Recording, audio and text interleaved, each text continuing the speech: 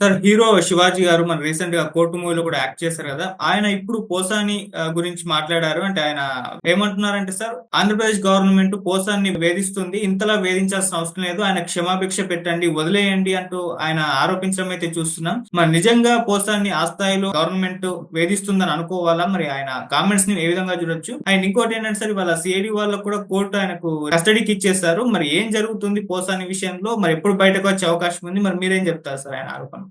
పోసాని విషయం ఇంకా కొనసాగుతూనే ఉంది. ఆయన ఇప్పటికీ గూడా గుంటూరు జైల్‌లో ఉన్నాడు. మామూలుగా అయితే సీఐడీ పెట్టిన కేసులో పోసానికి ఈ నెల 26 వరకు కూడా రిమాండ్ కోర్టు విధించింది. అందువల్ల హ్మ్. ఆయన రిమాండ్‌లో ఈ నెల 26 వరకు ఉండాలి. ఎందుకంటే మిగతా కేసుల్లో చాలా కేసుల్లో పోసానికి బెయిల్ వచ్చింది. దాదాపు 30 కంప్లెయింట్లు పోసాని మీద ఉన్నాయి. దాదాపు 18 కేసుల్లో ఆయనకి బెయిల్ వచ్చింది. బట్ కొత్త కేసులు ఆయన మీద పెడుతూనే ఉన్నారు. ప్రెజెంట్ అయితే ఆయన సిఐడి కేసులో ఆయన బెయిల్ జైల్లో ఉన్నాడు. సిఐడి ఏందంటే ఒక ప్రెస్ మీట్‌లో పవన్ కళ్యాణ్‌ని, లోకేష్‌ని వీళ్ళని పోసాని విమర్శించారు. అంటే అసభ్యంగా పదజాలంతో దూషించారు అనేది ప్రధానంగా ఆయన మీద అభియోగం. ఈరోజు పోసాని 10 గంటల నుంచి సాయంత్రం 5 గంటల వరకు పోసానిని సిఐడి కస్టడీకి గుంటూరు కోర్టు అనుమతించింది.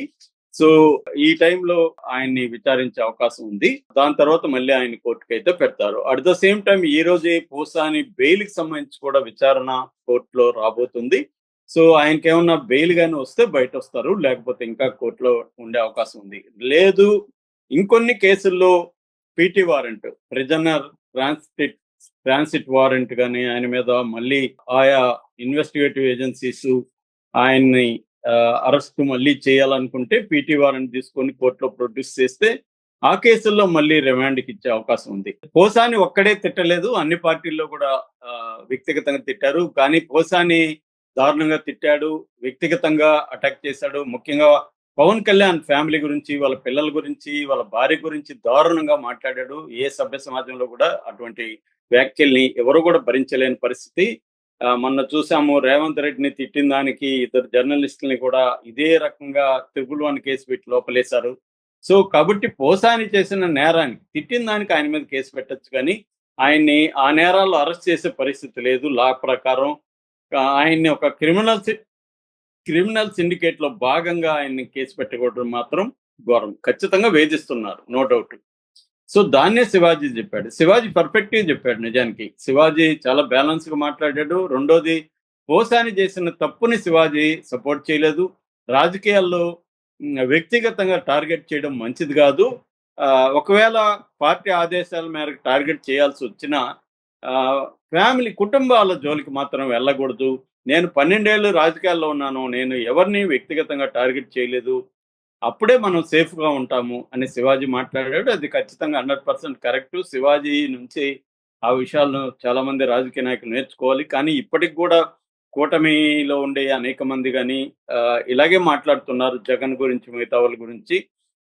సో, ఇప్పటికి గూడా దారుణంగా జగన్ ఫోటోల్ని దారుణంగా మార్చేసి అత్యంత క్రూయల్‌గా ఈవెన్ మెయిన్ స్ట్రీమ్ ఛానెల్లే గావచ్చు, 5 గావచ్చు ఇలాంటి ఛానెల్లే దారుణంగా ప్రొజెక్ట్ చేస్తున్నాయి.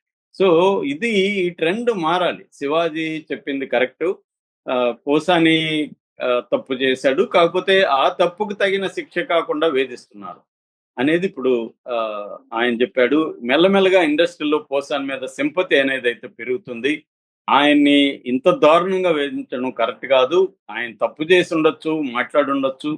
దానికి కేస్ పెట్టొచ్చు గానీ, ఇట్లా చేయాలంటే అందరిని కూడా చేయాలి గదా! అట్లనుకున్నప్పుడు తెలుగుదేశంలో బోలెడు మందున్నారు. తెలుగుదేశంలో ఉండి తిట్టిన వాళ్ళకేమో పదవులిచ్చారు. స్పీకరు, డిప్యూటీ స్పీకర్ పదవులు లాంటివి. చాలా మందికి పదవులొచ్చాయి. మీరు ఎంత వాళ్ళతో కొట్లాడితే ఎన్ని కేసులు పెట్టించుకుంటే నేను అన్ని పదవులిస్తానని లోకేష్ చెప్పాడు. మరి పై స్థాయిలోనే వాళ్ళే ప్రోత్సహించారు హింసని గాని దాన్ని.